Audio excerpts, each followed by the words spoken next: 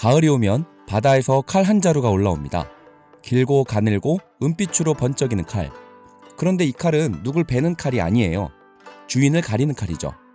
칼을 든 실력 있는 셰프를 만나야 비로소 빛을 발하기 때문입니다. 그 주인공은 바로 일본어로 산마, 한자로는 추도어. 가을에 나타나는 칼 모양의 물고기라는 뜻을 갖고 있는 바로 꽁치입니다. 하지만 우리는 이 생선을 주로 스팸캔, 골뱅이캔이랑 나란히 놓인 마트 선반이나 그저 서비스로 투박하게 접시에 담겨 나오는 식당에서 더 많이 봤습니다.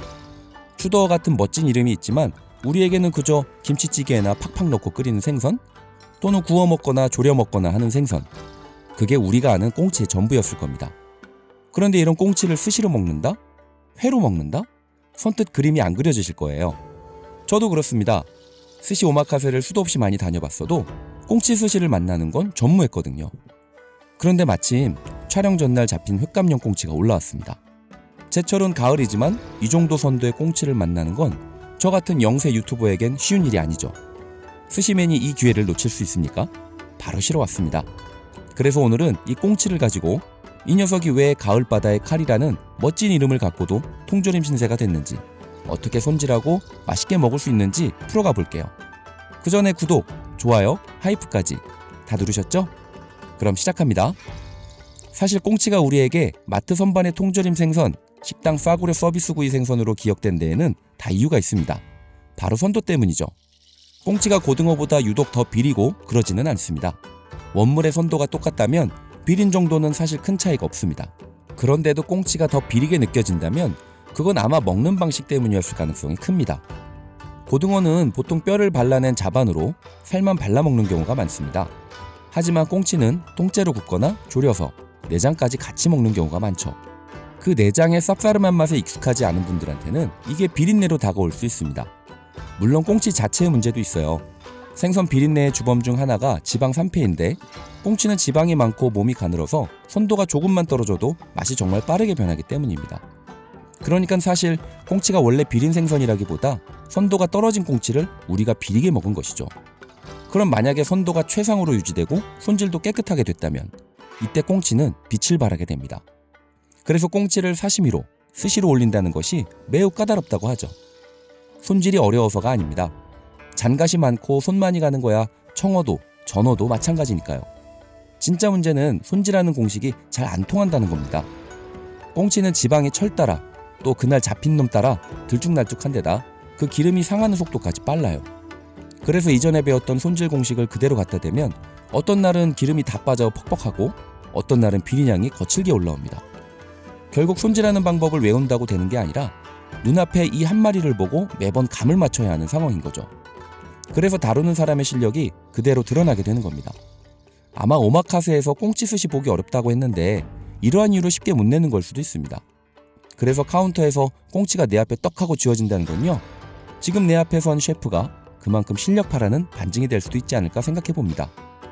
다루기 어렵다는 문제는 오늘 이야기만은 아닙니다. 꽁치한테는 재밌는 옛날 이야기가 하나 따라붙어요. 일본 만담 중에 메구로의 산마라는 이야기가 있습니다. 에도시대 어느 높으신 분이 메구로로 사냥을 나갔다가 배가 너무 고팠던 거예요. 그때 마침 서민들이 숯불에 구워 먹던 꽁치 냄새를 맡게 됩니다. 신분 높은 귀한 분이 먹을 생선은 아니었지만 워낙 허기졌으니 한 점 먹어봐야겠죠. 그런데 이게 인생 생선이 돼버린 겁니다. 기름 잘잘 흐르고 껍질은 바삭한 그 맛에 완전히 반해버리죠. 성에 돌아가서도 그 맛을 못 잊고 결국 꽁치를 가져오라고 명합니다. 그런데 요리사들이 어떻게 했을까요? 귀하신 분 드실 거니까 기름기 다 빼고 가시 일일이 다 발라내고 아주 정갈하게 손질해서 올립니다.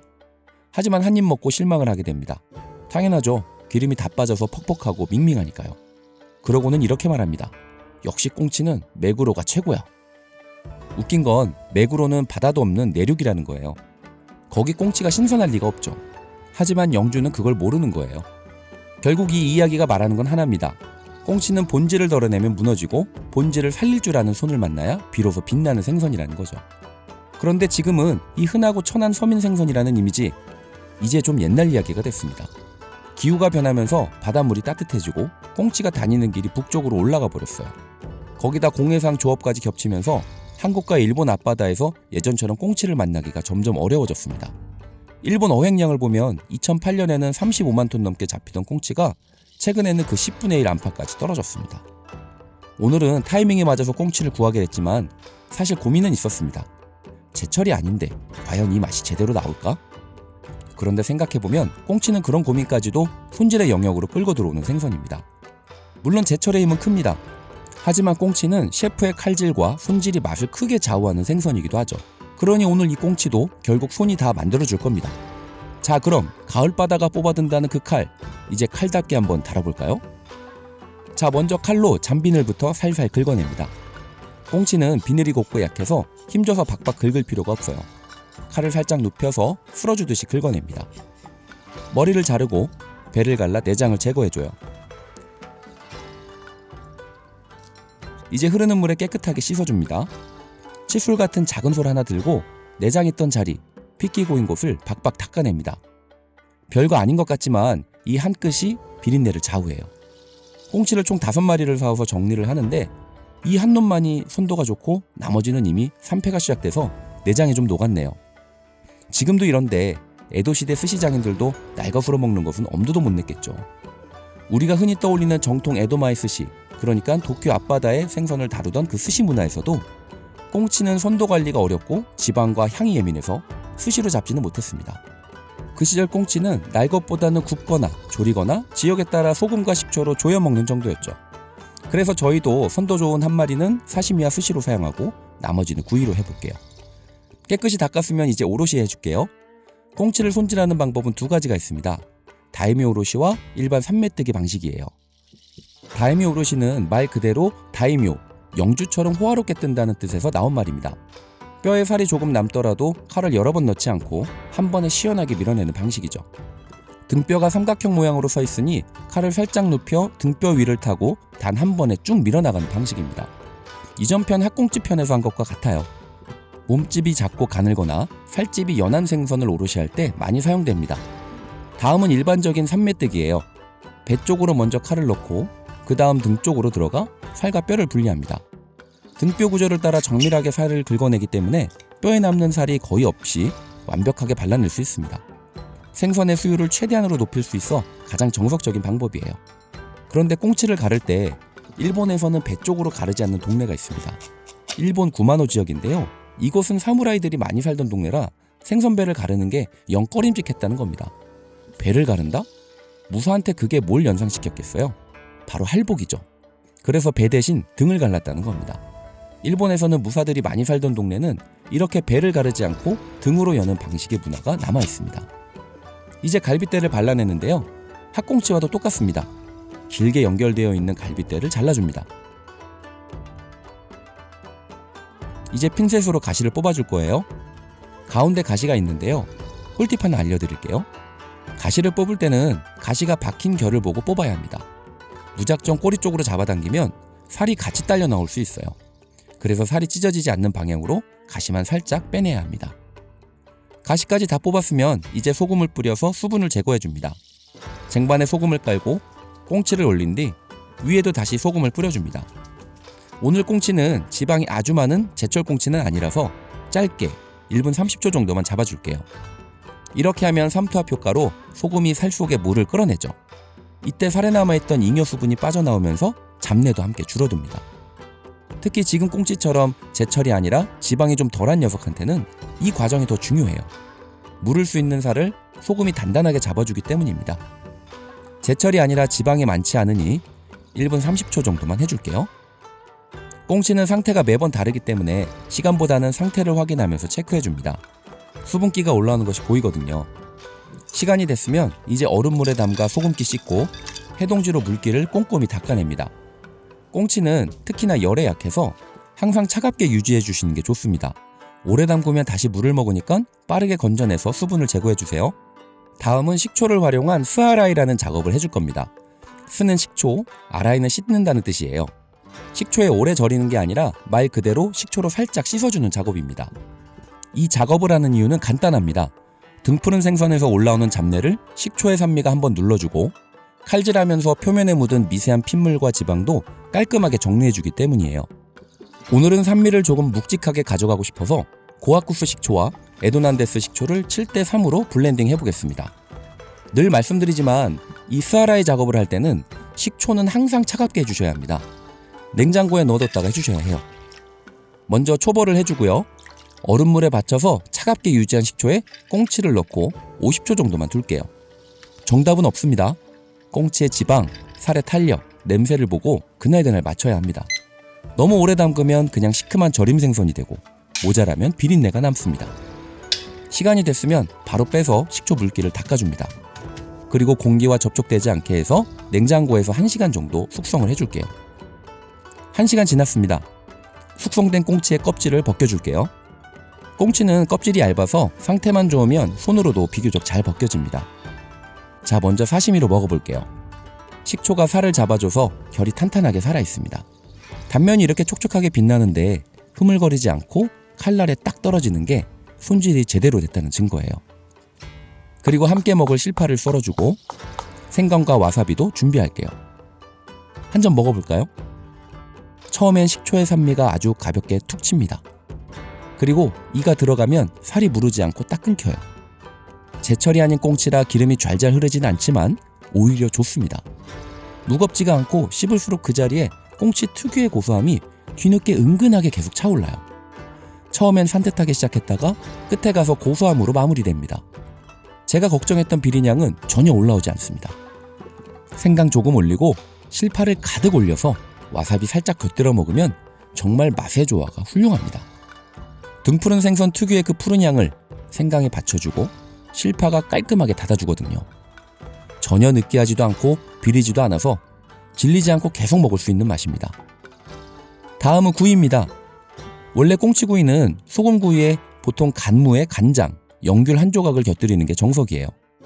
이 방법은 많이들 알고 있으니 저는 좀 다르게 해볼게요. 먼저 꽁치를 잠깐 양념에 재울 겁니다. 물 5, 간장 1, 미림 1, 설탕 1, 생강 조금 넣어서 잘 섞어줍니다. 이제 여기에 파를 토치로 살짝 구워서 향을 입혀 넣을 거예요.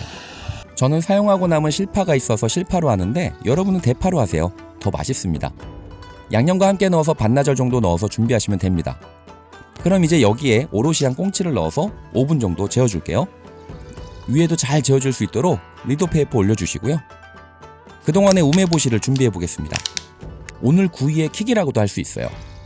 우메보시는 일본에서 반찬이나 곁들임으로 많이 먹는 매실장아찌입니다. 이 우메보시의 씨를 빼고 채반에 올려서 나무주걱으로 곱게 내려줍니다. 이때는 쇠로 된 도구보다는 나무주걱을 쓰는 게 좋습니다. 금속 맛이 섞일 수 있거든요. 이렇게 갈고 뒤집어 보면 채반에 걸러진 우메보시가 있습니다. 요걸 덜어서 그릇에 옮겨주세요. 우메보시를 드셔보신 분은 아시겠지만 엄청 쉽니다. 그래서 꿀도 조금 넣어서 달콤함도 좀 추가해줄게요. 매실의 새콤함이 이 기름진 녀석이랑 진짜 잘 맞습니다. 일본에서는 정어리 같은 등푸른 생선을 매실과 함께 조리는 요리가 있어요. 기름과 잡내를 매실의 산미가 잡아주는 방식이죠. 기름을 매실 산미가 딱 잡아주는데 그 원리를 여기 구이에 가져온 겁니다.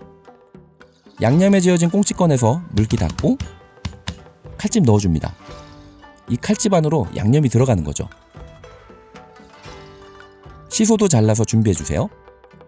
이제 칼집 넣은 꽁치에 우메보시 소스를 발라주고요. 그 위에 시소를 올려줍니다. 그리고 이렇게 돌돌 말아 꼬치에 꽂아줘요. 이렇게 하면 보기도 정말 예쁘고 먹기도 좋습니다. 이제 숯불에 구워볼까요?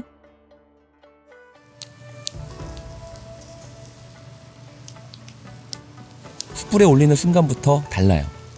사시미가 산뜻함이었다면 구이는 완전히 다른 얼굴입니다. 껍질이 노릇하게 익으면서 지글지글, 기름이 수채 떨어질 때마다 향이 확 올라와요. 이제 다 익은 것 같네요. 접시에 플레이팅을 하면 우메보시 꽁치구이 완성입니다. 와사비 조금 올려서 한 입 먹어보면 껍질이 바삭하게 부서지면서 그 안에서 따뜻한 살이 부드럽게 풀려요. 차가운 사시미랑은 정반대죠. 불향이 입안 가득 퍼지는데 여기서 우메보시가 딱 등판합니다. 기름지고 묵직해지려는 그 순간 매실의 새콤함이 쫙 끊어져요. 느끼할 틈을 안 줍니다. 시소의 향긋함까지 더해지면서 한 입 안에 불맛, 기름, 산미, 허브향이 다 들어와요. 자, 그럼 이제 스시를 만들어 볼까요? 좀 전에 식초 숙성한 네타를 알맞게 썰어서 여러 모양으로 잡아볼 거예요. 네타의 크기는 4손가락의 폭으로 썰어주시면 됩니다. 그리고 지저분한 곳은 다듬어 주고요. 스시 네타를 만드는 방법이 몇 가지 있는데요. 제일 간단한 방법은 그냥 세로 방향으로 칼집을 내주는 겁니다. 그럼 스시가 이렇게 잡히겠죠? 다음은 네타 안쪽 옆으로 칼집을 내어주세요. 반대쪽도 해주고요. 예전에 고등어 편에서 봉초밥 만들 때처럼 해주는 겁니다. 그리고 위에 X자로 칼집을 내줍니다. 그럼 스시가 이런 모양으로 네타가 잡히게 돼요. 그리고 칼집을 대각선으로 내주고 마지막에 세로로 한번 쭉 내주면 이런 모양의 네타가 나옵니다. 그리고 이번에는 칼집을 넣는 게 아니라 완전히 대각선으로 잘라 겹겹이 포개지는 모양을 만들어줘요.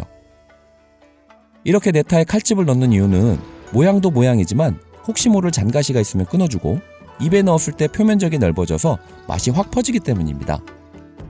그럼 이제 스시를 쥐어볼까요? 태즈 바르고 샤리 짚고 와사비랑 실파를 찍어 바르고 샤리 위에 올려줍니다. 위에 생강을 살짝 올려주면 꽁치 스시 완성입니다. 이게 사시미랑 또 다릅니다. 따뜻한 샤리와 차가운 네타가 입에서 만나는데 그 온도 차이에서 향이 확 피어올라요. 식초로 다잡은 살은 탄탄하게 씹히고 밥알이 풀리면서 꽁치의 기름과 섞입니다. 산미, 고소함, 밥의 단맛이 하나로 이어지고 칼집 사이로 들어간 실파와 생강이 끝맛을 깔끔하게 정리해줍니다. 구석에 통조림으로 박혀있던 생선, 비리다고 흔하다고 천대받던 생선, 불에 구우면 서민의 가을이 되고 밥 위에 올리면 계절의 한 점이 되는 생선. 가을바다가 뽑아드는 칼은 결국 그걸 다루는 손에서 완성되는 거였죠. 그저 흔한 구이 생선, 통조림 생선으로만 알았던 꽁치. 하지만 제대로 다루면 이렇게 한 점의 스시가 됩니다. 오늘 꽁치 이야기 재밌으셨나요? 멤버십 가입을 통해 든든한 동반자가 되어주시면 더 맛있고 퀄리티 높은 콘텐츠를 꾸준히 이어갈 수 있습니다. 자, 그럼 스시 한 입 맛있게 드십시오.